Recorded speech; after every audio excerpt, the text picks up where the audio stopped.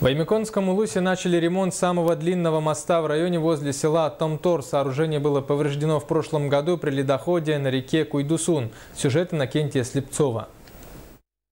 Мост длиной более 200 метров осуществлял связь между селами Томтор и Сордоннох. Когда подмыл опоры, были обрушены два пролета моста длиной 17 метров. Ремонтом моста через реку Куйдусун занимается хабаровская организация «Спецмост». Это предприятие работает в Якутии около 30 лет и сдало более 30 мостов.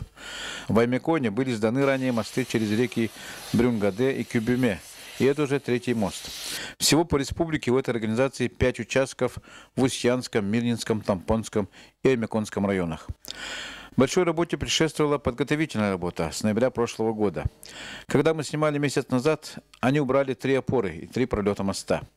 В эти дни идет завершение работ. Основным работам мы приступили в феврале 2015 года.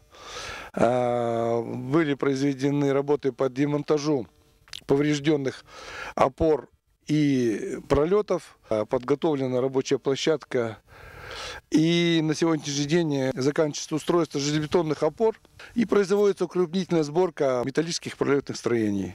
На сегодняшний день на участке работает 25 человек. Мостостроители поставили за прошедшее время 2 железобетонные опоры и покрыли их металлическим пролетным строением длиной 63 метра. Как подтвердил сегодня по телефону глава Аймяконского улуса Михаил Захаров, сейчас в связи с утеплением погоды и приближением ледохода работа кипит вовсю. К концу мая, начало июня мост должен быть сдан. Иннокентий Слепцов, НВК Саха, Аймякон, Якутск.